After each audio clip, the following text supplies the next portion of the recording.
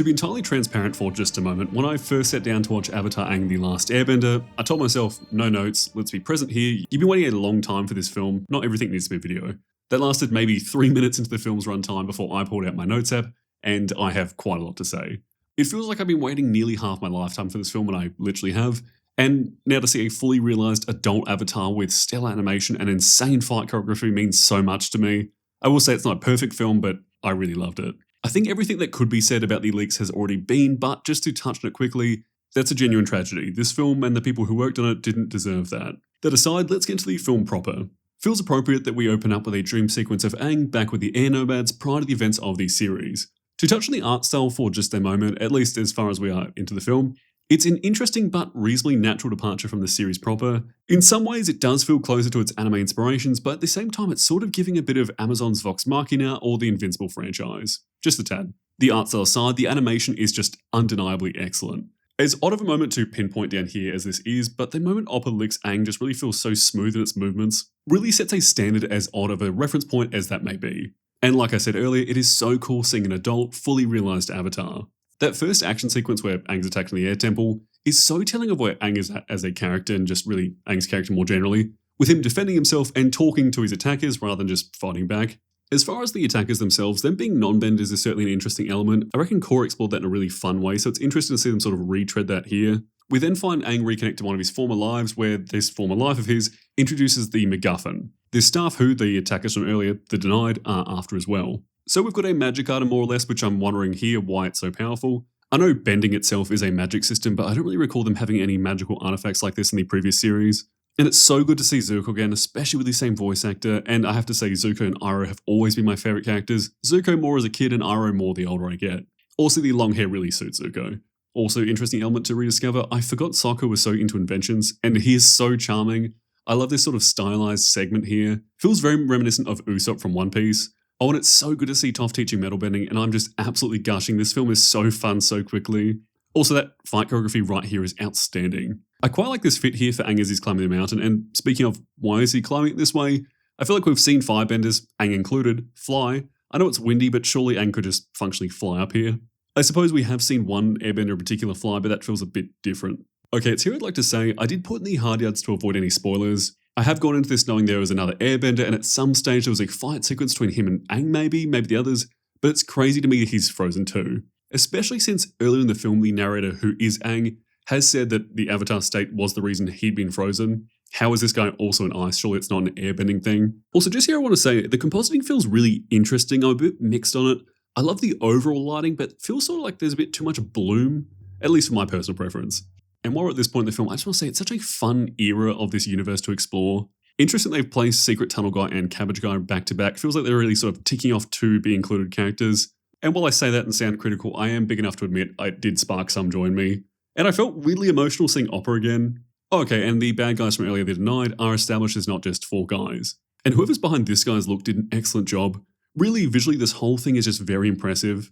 And I'm noticing a bit of a trend of big things and pillars falling on Aang in this film. I just sort of didn't mention it earlier, but earlier in the film, Aang did use his avatar state. It didn't really feel like all that much to me. It just sort of had this lack of oomph, but here we really do get some oomph. Oh, that's nice. The airbender here regains consciousness and saves the both of them. Cool that he just also functionally does Aang's airball here. And this guy's output is nuts right off the bat. Katara mentions strong chi like nothing I've ever felt before. The context there being that she's felt Aang's chi. I love the way that Zuko describes him as very attractive and how it's all in the bone structure. That bit was generally very funny to me. I'd also seen that in trailers or whatever. Oh, it's interesting he's on guard around earthbenders. And we find out he knew the former Avatar and that the staff is not a weapon, it's a gift. And hold on, he does sound like Dave Bautista. Oh wow, it actually is, I didn't know he was voice acting. Anyway, we find out the former Avatar used this MacGuffin staff to give him his airbending. Okay, wow, so they've established another way for non-benders to get bending. And more than that, they can bring back airbenders. So I guess the bad guys who I forgot the name of are either going to go reverso mode and take away bending from people, or either maybe that or try and get bending themselves. Oh wow, that's very heavy hearing Zuko take the weight of the Fire Nation and wanting to make good on what they did by trying to bring back the Air Nation. So from here, Targa is going to lead our team across the other side of the world to get that staff. He then hits the hard water child. I'm so interested to see how his worldview is explored, particularly how he views other nations, especially how he's freaked out with Toph being an earthbender and clearly doesn't love waterbenders. Again, the lighting here is beautiful. I'm getting real Treasure Planet vibes just a little with these scenes of them flying about the place. Also, I can't tell, is this rigged animation at points? The movement here feels very rigged in places. Right off the bat, Targa clearly has a lot to teach Aang, and I love the way he interacts here with Oppa. Also, to answer my own question from earlier, the avatar, Sonam, surely is the one who froze Targa. He then goes on to teach Aang further bits of airbending the way that Sonam taught him. Very cool, very fun. I am waiting for that inevitable turns out this guy is crook and Sonam froze him because he's the bad guy. Though I am manifesting that doesn't happen because I just want Aang to have a win here. Targa says he doesn't remember the circumstances of why he was frozen, just that him and the Avatar were fending off some people, and, in quotations, our kind has always suffered at the hands of other elements. He's not loving the Firebenders, not to mention the Earthbenders before. Aang in the most quintessential Avatar way possible, setting an example for Targa of how things are now. Okay, and the bad guys are established to, in the vaguest terms possible, be after power. Which I guess if they knew what the staff does is bending. No hesitation from Targa to use air to crush their metal ship. Pretty cool, showing off how his attitude is towards them and what he's capable of. Though this might be an odd simile, but I kind of view him as a mammoth to Aang's elephant. He's bigger and seemingly tougher than Aang and just feels appropriately ancient in comparison to Aang, who is already 100 years old. The pair of them putting their new training together, airbending about these tornadoes, while the others work on sort of sorting everything else out. More or less both of the airships are coming down and our cast have to stop that. Katara really coming out as the MVP here with her splitting the seas for their landing. Actually, every single one of them feels like their bending is umpteen times more powerful, but I guess this is post-time skip and they are sort of already upper echelon benders. Katara rightfully telling Aang that he was out of line playing about in the tornadoes while the others stopped the ships from crashing. Aang's judgment being very obviously clouded here by the promise of bringing back the air nomads. And very in line with his character to have impaired judgment here. He's grown from how he was in series, but he hasn't completely changed. They do successfully make it through the storm and Targa takes accountability for Aang's call.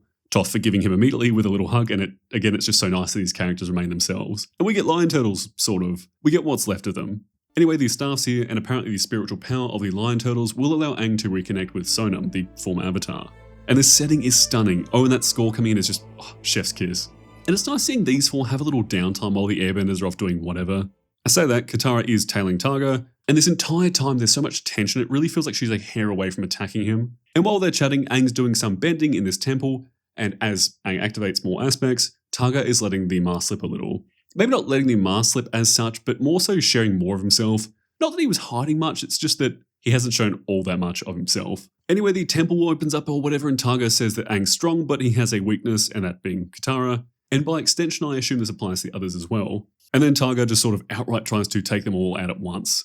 This one bit with him nearly getting Katara in one blow is so haunting. It's such a frightening, effective moment. Sort of reminds me of Broly.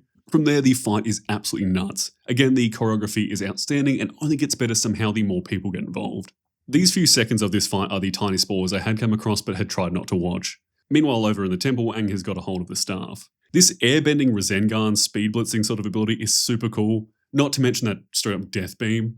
Targa then appears to Aang, so presumably he won that confrontation, and the pair of them hold the staff together.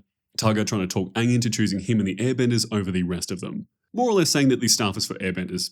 Oh wow, it looks like he straight up killed them. And it's very obvious here that Targa is just as bad as Ozai was, he just wasn't born a firebender. This guy is what he fears from other nations. Also dropping the line that Aang is a traitor just like Sonam was. So much for him being kind to Appa, he hurts him too. It is at this point I really want to see Aang kill this guy. But before he gets a chance, Targa death beams Aang out of the avatar state. I'd already forgotten about these guys, though it looks like Targa didn't. Him letting himself on board and offering them power under him, I guess. Interesting turn of events, I kind of thought he was going to take them out, but this just sort of makes sense that their goals align. Back on the ground, and Aang's having a bit of a cry about how all his mates are dead and that, and in that moment, Aang meets Sonam, the pair of them playing the blame game for what's going on. Turns out Targa was a nice enough guy initially. We get some background that the Earth Kingdom in their era was the Fire Nation basically. So Sonam learnt to channel the energy from the spirit realm to give others airbending, with her making Targa and a bunch of others peacekeepers, the issue being that the Earth Kingdom were the bad guys and everyone died other than Targa. So to him, any non-airbender is just as bad as the people who killed all his mates. So he goes to Sonam at the time and says, hey, let's make an army. She says no, so he went on to do it anyway, and the spirit power or whatever turned him into this monster for a bit. Sonam using all of her strength to freeze him. Following that, she sent the air nomads off, then hid her temple in the spirit world, locked his staff up, and then died. So Aang has to get the staff back before he creates an army and goes monster mode.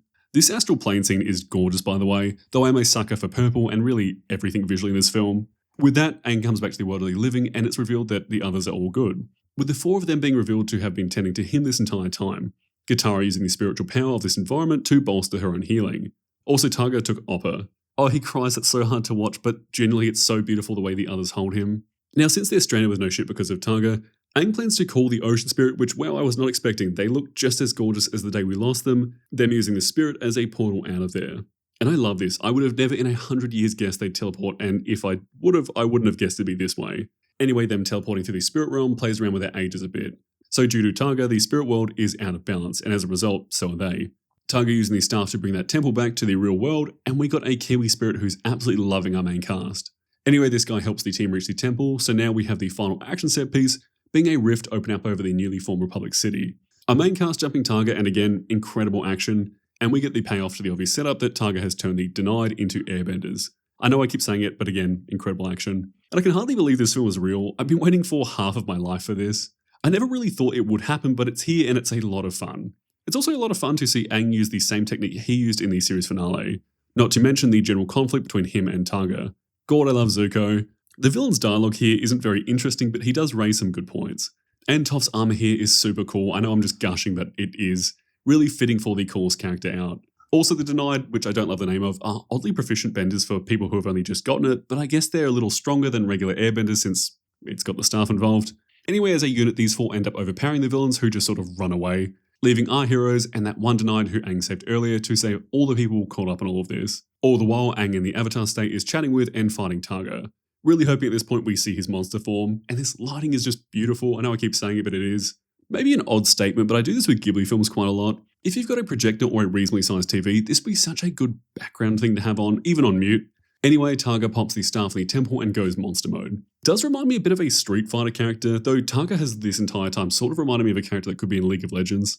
Now in this new heightened form, he starts absolutely wiping the floor with Aang for a bit. And right as he's about to special beam cannon Aang bends that right back at him, using the technique he taught him to fly about the place together.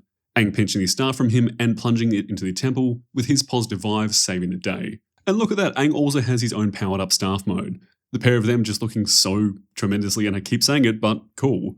Oh, and the staff's big now. Aang using it to overwhelm Targa, leaving the pair of them in a crater. Aang screaming at him saying they could have been brothers, and wow, you really do feel for Aang. This isn't Aang about to shed a tear, he is furious.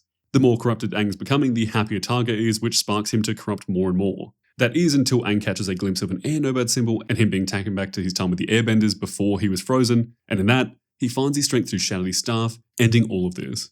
The temple returning to the spirit world, and all the bad guys losing their bending, including Targa. In that, Targa gets drawn back as well, with Aang saying goodbye to him, telling him that they both need to forgive themselves for their past. Them connecting in their final moments as fellow air nomads, and we, mostly Aang, learn a lesson that airbenders aren't their element as much as they are their culture and their morals. Really fun film. Anyway, we end out with a bunch of new airbenders who can't bend, but they are airbenders culturally, and we end out the film with them discovering a herd of air bison. I'm so happy we got this film. Not to dwell in negative, but this film in my opinion would have benefited a lot from a theatrical release, but someone took it upon themselves to leak it before it could ever even make it to streaming. To all the creatives who worked on this film, I'm sorry it wasn't given the respect it should have been. Thanks for watching.